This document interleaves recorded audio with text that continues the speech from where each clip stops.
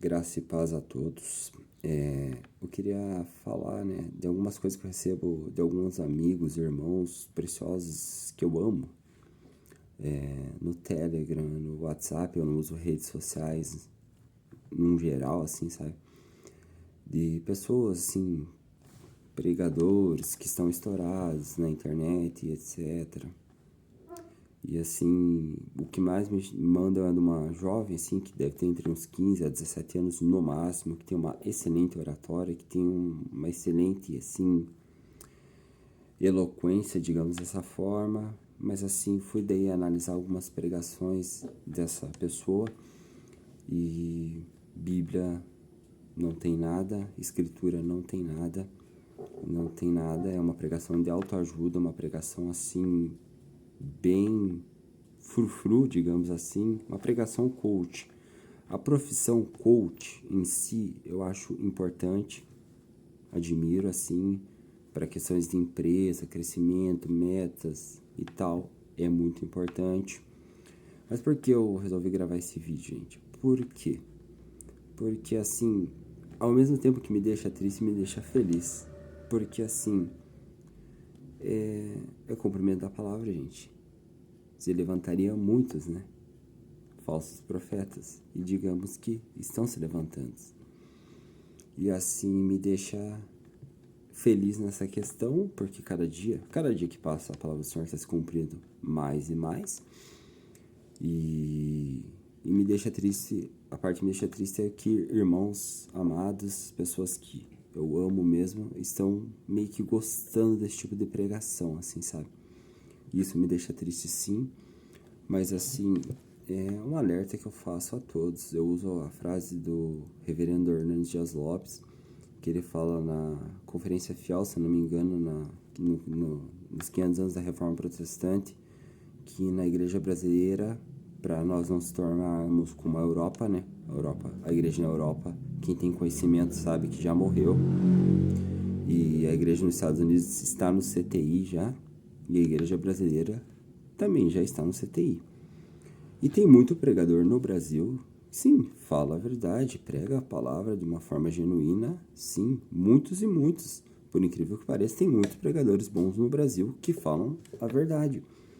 Mas talvez esses pregadores que falam a verdade, o pessoal, em uma totalidade, não, mas quase numa totalidade não gosta de ouvir, porque eles falam a verdade, eles repreendem o pecado das pessoas, eles vão te levar para um caminho de reflexão, de arrependimento através da palavra, e vocês não querem, assim, não generalizando, vocês querem, tipo, emoção, choro, prantos, mas assim, esse choro, esse pranto que essas pessoas trazem a você é momentâneo.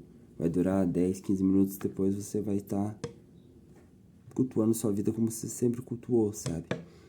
Então isso me deixou triste, sabe? Porque assim, nós assim somos vistos assim, a classe teológica é vista assim por muitos com um olhar de desconfiança. Sim,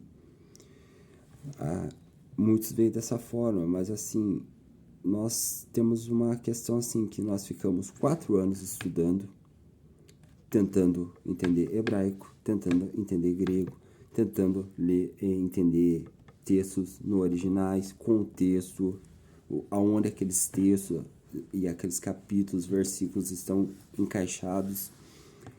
É todo um preparo, sabe? E pessoas que têm uma oratória ótima, uma eloquência muito boa, se destacam. Por quê? Porque é muito ruim você, entre aspas, né, ouvir um teólogo, um pastor que é teólogo, um pregador expositor, digamos assim, um pregador expositivo, que vai pregar a palavra, mas não vai deixar nenhuma dúvida sobre a palavra, porque ele está profetizando, digamos dessa forma, porque quem prega a palavra está profetizando. E isso não dá, hoje, como o povo diz na internet, engajamento. Então, o que dá engajamento é você falar o que as pessoas querem ouvir. Então, tipo assim, cuidado, gente, com quem vocês ouvem. Eu digo isso, cuidado, cuidado, cuidado. Quem conhece a história da igreja, quem conhece desde os pais da igreja, sabe, né, que há uma curva de lá a aqui. E hoje a curva no mundo inteiro, não só no Brasil, é só de queda. Ali a gente vai dos pais da igreja, a gente aprende com os erros e acertos deles. A gente vai, chega na Reforma Protestante, a gente aprende com erros e acertos dos reformadores. Daí a gente vai ali para a parte dos grandes avivamentos da história, Jonathan Edwards, Whitefield, John Wesley. E a pregação desses homens que eu citei, elas não eram uma pregação coach, elas eram uma pregação pesada, uma pregação chamando ao arrependimento. Quem conhece sabe que pecadores nas mãos de um Deus irado, quando Jonathan Edwards pregou, quem não sabe vai ver o que aconteceu na história. Então assim, gente, pregações chamando arrependimento. O pequeno avivamento que Charles Spurgeon fez ali na Inglaterra também, pastor evangelista, também não era pregação coach não, gente. O que atrai é a mensagem do evangelho, é a pregação do evangelho. Não é uma autoajuda. Autoajuda, assim, em outras questões. A pessoa, sei lá, tá meio triste. A pessoa precisa, talvez, de um tratamento psicológico, cuidar da alma. Eu não sou contra a psicologia. É uma ciência, mas eu acho que é uma ciência, assim, que até tem uma questão positiva, digamos dessa maneira. Mas, assim, você misturar aí outras técnicas, assim, e misturar com a palavra de Deus, não tem cabimento, sabe, meus queridos? Não tem cabimento, não tem como encaixar, entendeu? Como diz, água e óleo não mistura. Então, assim, eu fico triste mesmo, de verdade, sabe? Porque o que nós vamos fazer? Nada. Infelizmente é isso, nada.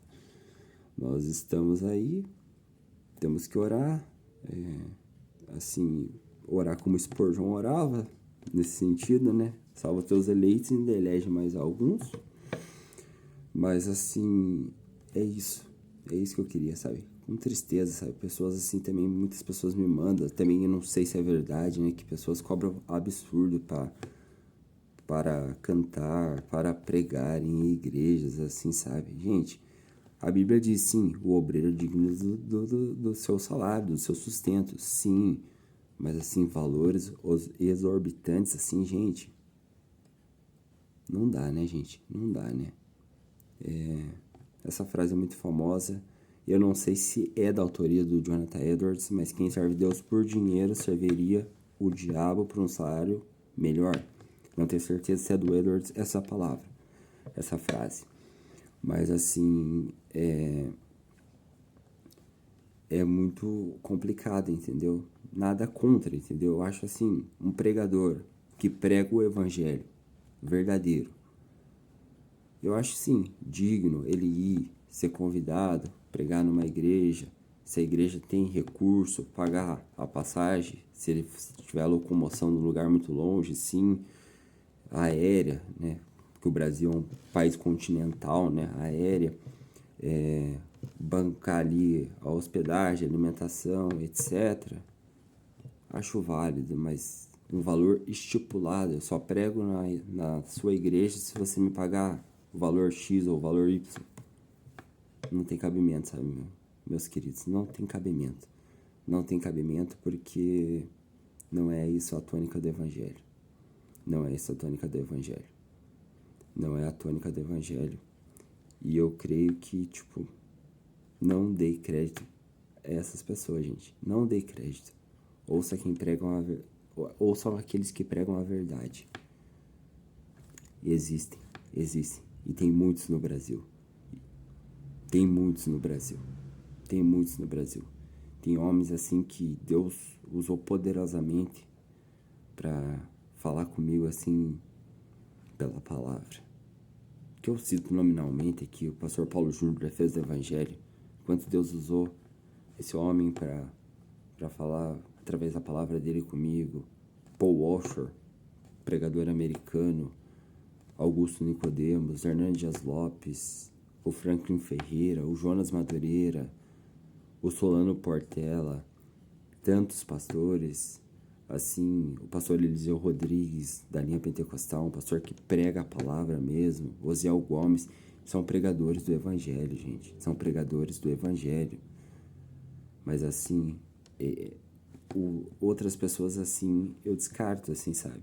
Minha playlist não entra outras pessoas assim, sabe?